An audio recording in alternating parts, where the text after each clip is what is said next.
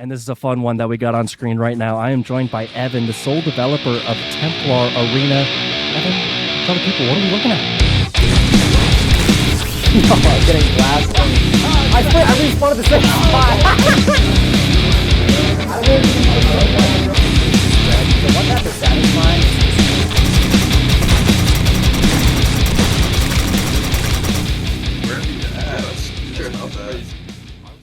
What's going on, everybody? This is the second devlog for my 90s inspired arena shooter Templar Arena.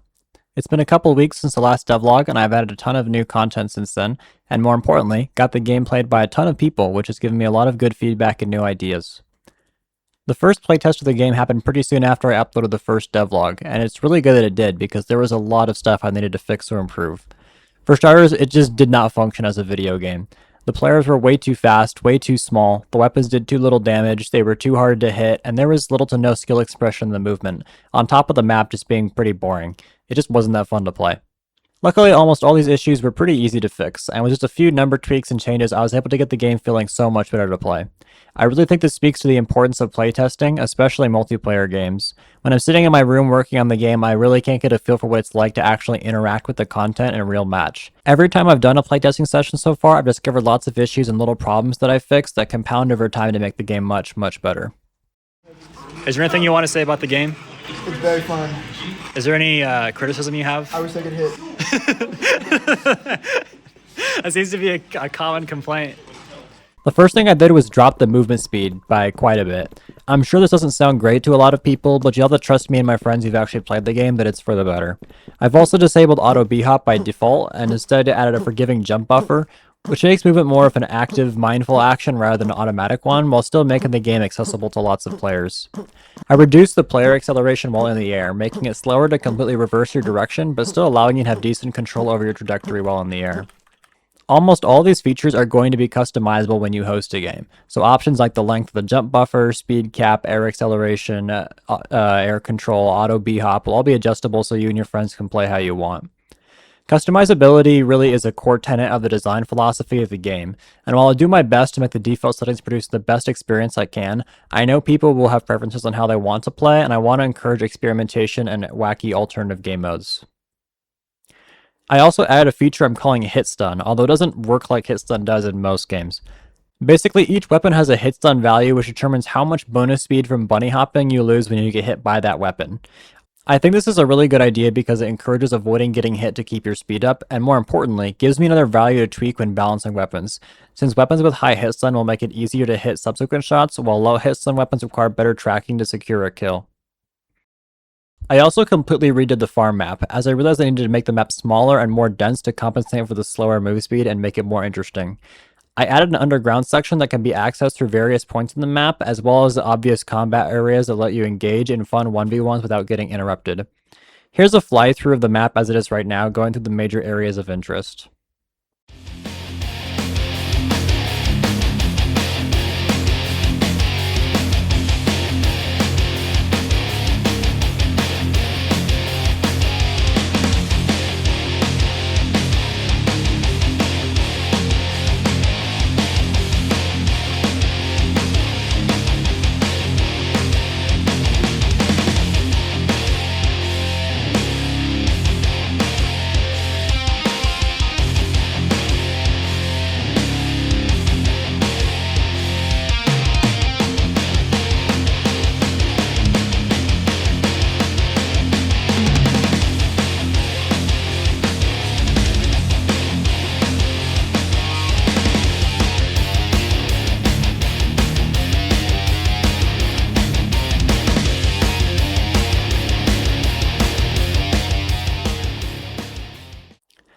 I also added an entirely new map. It's set at the entrance to the underworld, where human souls are processed and transferred between realms. This map features a number of teleporters, which use a special shader and cube map to allow you to see a representation at the other side before you enter. The portals aren't real-time, so you can't see enemies or shoot through them, but it saves dramatically on performance, which I think is a lot more important.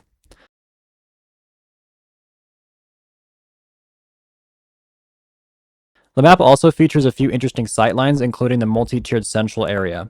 There's a few changes I want to make to the central pillar of souls, such as improving the shader to make it look more fluid and giving it some sort of gameplay purpose. If you have any ideas, let me know in the comments. I want to go over more details about how I implement various features of the game, especially since I've been getting so many comments about stuff like this. So I want to go over how I'm making the maps in the game. I start with an idea and or sketch of the layout and setting for the map, then I go into Blender and start modeling the terrain. This process usually takes a very long time, and I spent most of my spring break just modeling the second map. After modeling the biggest parts of the terrain, I'll move on to the smaller props that will be scattered around the map like trees, crates, etc.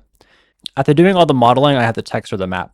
Because of my tight deadline, most of the textures I've gotten from Open Game Art, but now that the esports event is over, I'll be able to take time to hand paint the textures. Once I find textures that I want to use, I put them into GIMP to downscale them to 128 and index them using the color palette for the game, which I got from LowSpec, a great resource for anyone looking to do anything pixel art related. Once I've gathered all the textures I want, I create materials in Blender using them, and start UV unwrapping the model and assigning the materials to various faces. Usually the auto UV unwrap does a good enough job, and then I just have to scale and align it with the part of the texture I want to use for each face. Finally, I export the model with its textures as an FBX and import it into Unity. In my scene in Unity, I place the terrain object at the center and then create prefabs for all the props and start to place them around the world. This takes quite a bit of time, but it's important to make the levels feel full and detailed enough. Most objects get marked as a ground and static layer and get a mesh collider to let the player walk on them. Some objects, like tree leaves, need a special shader, and others, like the windmill fan, are moving objects and have to be marked as dynamic and made to spin. I also add various particle effects where I want them, such as the green particles coming off the soul pillar and the underworld map. Next, I light the map, using torches with baked point lights for most of the scene and setting the sun to be a mixed light, allowing some dynamic objects on the farm map to cast shadows. Originally, I was placing light probes by hand, but it was so time-consuming that I actually bought a light probe generator called Auto Probe Generator from the asset store, which has worked really well, and I highly recommend it for anyone using baked lighting in a version of Unity prior to Unity 6. I have very basic lighting settings, which makes it so my bakes only take around a minute, but I'll turn up the settings for the final game to get high-resolution shadows and better-looking lighting for the full release. After lighting is done, that's when I start placing all the pickups and interactable objects around the map, trying to be smart about where I put certain things, and making sure the players can get access to important items like armor quickly, as long as they know where to look. It's somewhat difficult to place objects in an interesting way right now since I have a very small number of objects to work with, but as I continue to add new weapons and power-ups, I'll be able to create more interesting layouts and each map will gain its own identity. Aside from those things, I also add a main menu to the game, which looks a little something like this.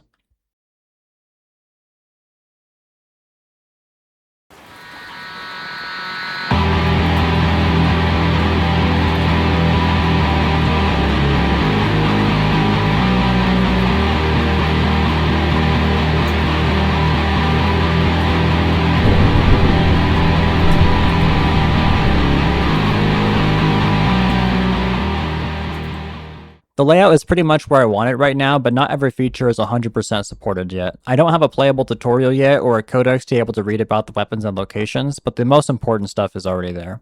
You can host a game using the top button, which is where you can select your map and change game settings. There's only a few right now, but there will be a lot more in the future. You can also change your display name here, which will be used for a scoreboard and as a name tag above your head. Hitting Join Game allows you to input the IP you want to connect to and change your display name. In the full release, this will be a server browser, allowing you to see other people's servers from all over the world and what settings they're playing with. The settings menu allows you to change some basic settings, although more will be coming down the road. You can change volume settings, your sensitivity, your field of view, and enable center weapon models. Since PC fans of FPS games are famous for their love of high FOV, I'm sure some of you will be happy to know that you can set your FOV to a point that it's literally unusable.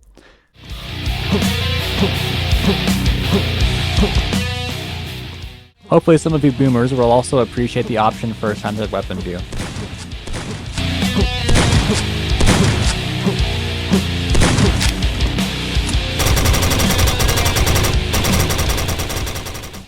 You can also customize your character from the main menu. There are 3 sets of sliders for the primary, secondary, and tertiary colors of your character, allowing you to make basically whatever combination you want. My plan for the final game is to have multiple player models, nameplates, titles, colors, presets, and more that you can unlock by leveling up, with custom color customization being unlocked from the start for the default player model, and then unlocked as a reward for the alternative player models. I want the game to be free and have very few microtransactions, but I plan on offering a few special costumes as paid DLC to help support the game. I also want to have Steam Workshop support in the future, so I don't know how many people would actually buy them. So if you guys have any ideas for a sustainable and fair monetization strategy, let me know in the comments. I add a lot of other important networking related improvements too. I add a scoreboard that can be viewed by pressing tab, which displays your name, ping, kills, and deaths. At the top of the screen, it displays the player who is currently in the lead. Every player now has a name tag above their head, which helps significantly with player visibility. Reaching the point limit displays who is the winner and then boots everyone back to the main menu. I wanted to allow hosts to just play again and take everyone with them, but I ran out of time to get this feature working before the deadline. Speaking of the deadline, the esports event at my university, the reason I started making this game in the first place, was held last Friday, and I think it went really well. There weren't a ton of people who weren't part of the game dev club there, but there was still a decent number, and we had a lot of fun playing the various games there. I was able to get a few extra days to work on it last week to fix some bugs, which is really good because I ended up finding a lot of big issues during playtesting that week. We found a few while playing at the Esports Lounge too, but they weren't super significant luckily. I got a bit worried since right after I came to the event, a breaker popped and the internet went down, rendering my game completely unplayable. Worse still, the guy that was supposed to have the key to the breaker box didn't know where it was, and after like 30 minutes of standing around and calling people, someone brought a lockpicking kit, and the president of the game dev club picked the lock on the cabinet and got it open. Which I'm super grateful for, but also, like, do not leave this guy alone with your stuff. Do you consent to being recorded, Martin? What? Do you consent to being recorded? You don't realize it, but by opening up the game, you actually consent to giving me your firstborn child, so sorry. I got to interview a few people who played my game and get some good feedback, as well as being interviewed myself by the Esports Club to talk about the game, which was super fun. For the most part, though, it was just really fun and rewarding to play a game I had made with a ton of friends all at once. It's just not an experience I've really been able to have working on single-player games, and I feel really blessed to have such a big group of like-minded friends in the club to work on stuff together. I'm sure a lot of you are waiting to find out how to play this game, and I'm happy to announce that you can play it right now. Clicking the link in the description or in the pinned comment will take you to the itch page for the game where you can download the current pre-release build.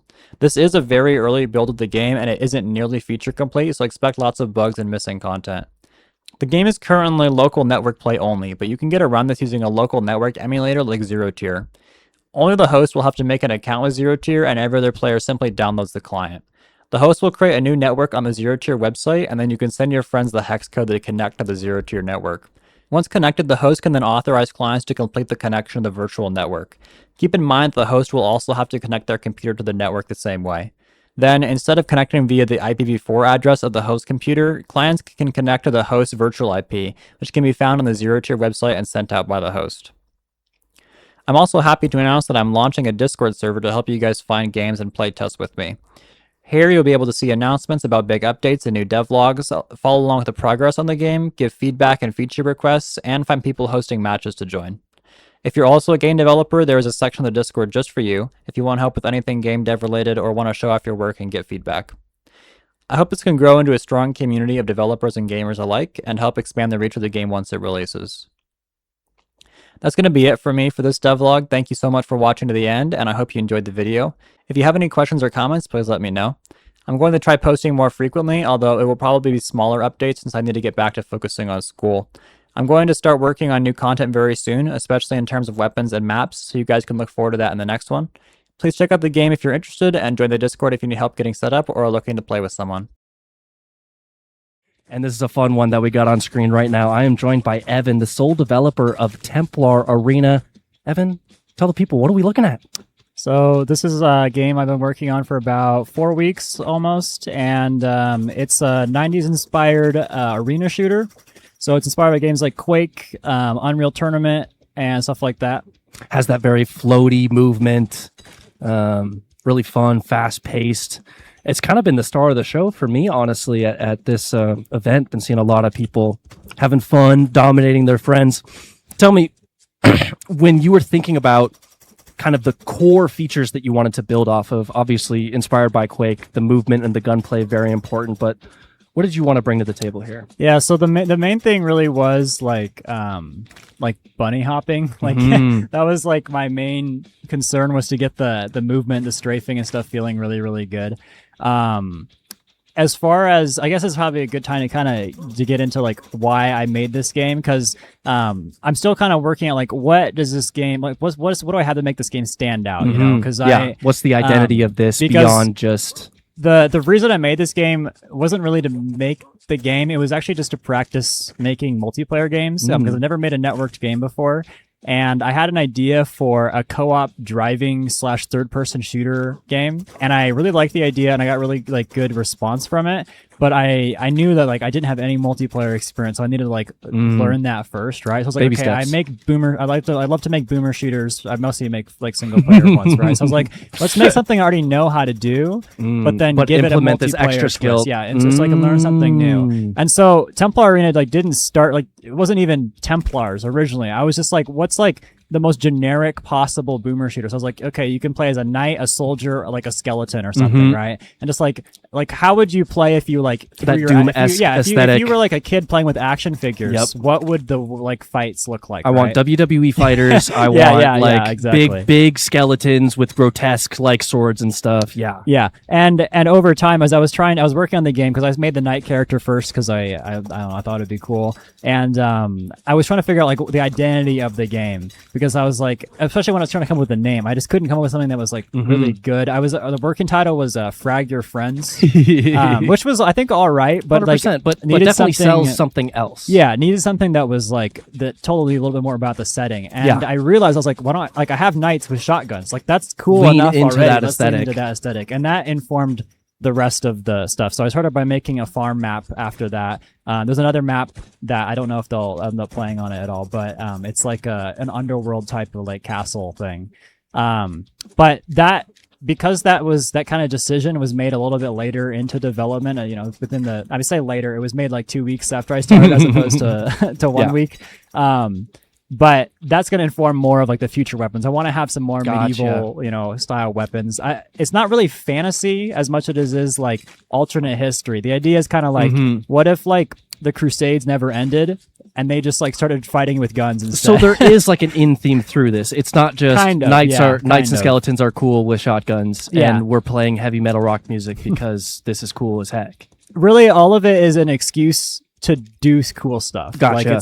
Gotcha. It's like night, like, But you it's to do try to tie it together. You do plan for some kind of thematical tie. Yeah, so in the main menu there's like a codex button, and that'll be filled in with like lore about the weapons and player models and environments and stuff, just for people like to try to. It really helps when you're trying to make something creative to actually have an idea of like, how do I bring these elements together, right? Because you can have all these like sparse, like different things, and they can all be cool individually, but sometimes you like throw so much at the wall, like you lose the identity of the game. I feel like in some ways like Fortnite is kind of a good example where it's like there's so much stuff that's so disconnected that like it's almost hard to like say like what is Fortnite anymore, right? So I want to try to keep that from In the keep that exercise together. of trying to explain your game to audiences, you are creating a stronger, cohesive whole. yeah. So I love that. And, I've been asking everyone this, but if you had, infinite time and resources, where would you see this going? Not only features wise, you talked about the thematic expansion, but yeah. So, I mean, as far as, infinite time and resources, I like to make every part of games with the two exceptions, which is levels and music. I can't make music and I don't like making levels. So like I've been, contacting some friends to help make it on the levels and stuff like that. And I would love to have like an original soundtrack. The music is like good for what it is, but it's from More open, control it's is from always open good. game art, right? And I want to be able to, have more creative control and give it its own identity. 100%. My plan is for a Steam release by like this summer. Awesome. So the plan is, because right now the game's LAN only, but the plan is to have dedicated servers where you can. It's still going to be server browser based, so it's like you're going to host a game and find other people hosting games, right?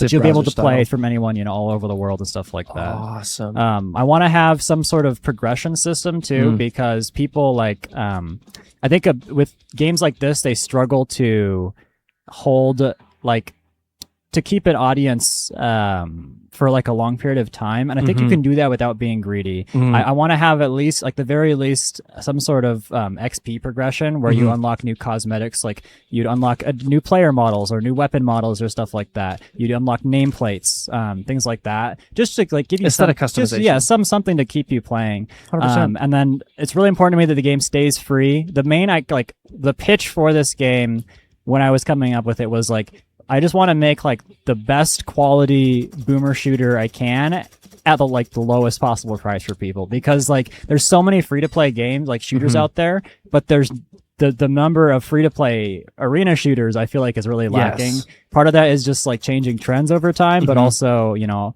there's just not as many options. And if you can be the one to just pinnacle the genre as a free experience, then that's a great thing to sell to people. Exactly. So I heard a lot of feedback about like new modes. I saw people talking about how like a gun game would be really fun or something like that. yeah, so the plan is like right now it's just free for all deathmatch because that's all I had time for. Of course. But yeah, my plan is just to like, it's really important to me that you get to play the game the way that you want to play the game. So every aspect of things like the max or the movement speed cap, like auto B hop, like your all that sort lobbies of are things, super that's something you'll be able to customizable. change. Because one of Gotcha. my favorite like gaming experiences is, you know, you hop onto CS, but instead of playing like the actual game, you just get on your friends and you use the command console to change. You know, you reduce the like, oh, turn on auto B hop. Oh, you know, make this. It's like Flying Scoutsman is like stupid, but it's super fun for like 100%. you know. And I want to be able to make that like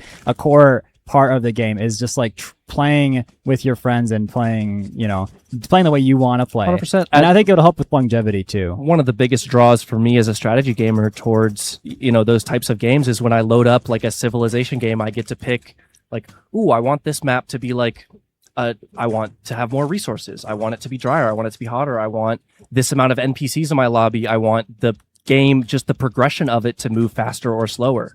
And that kind of game-to-game customization makes it so much more replayable. Yeah, definitely. And so as far as game modes go, team, like the idea is that like every game should be playable like both free for all and team, with the exception of some that are like obviously like it's hard to make a free for all like capture the flag or something. Yeah. But yeah, gun game, King of the Hill I think is going to be really fun.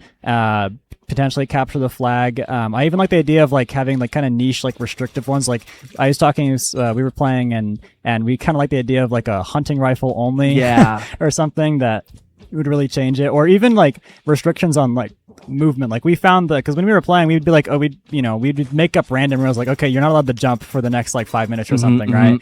And like it's just kind of, it's fun to try new things, right? And just experiment. And if you can give the players those options, why not? Yeah, exactly. I think that's something that's kind of lost in like the matchmaking, the modern matchmaking strategy for multiplayer games, where it's that You can't play the game that you want. 'Cause Yeah, you have to play the game that play- everyone is yeah, playing. Exactly. 100%. And it's like, why, you know, we can give people options, let them play, you know, the way that they want to play. So I love that. I love that. And thanks for coming on, Evan. This is Templar Arena. Reminder, you can play this game right freaking now if you hustle on over to the Chinook Esports Lounge. If not, stay in touch with the Game Development Club and Evan himself, sole developer of Templar Arena, hoping for a Steam release. thank you so much for having me. Can I plug my channel? Of course. Look If into the camera if you want. you're interested in seeing future development on this game and seeing updates on new maps and new content when it's coming out on Steam, etc., check out my channel, Magic Squirrel Games. Thank you so much for having me. Awesome. Thank you for coming on, Evan.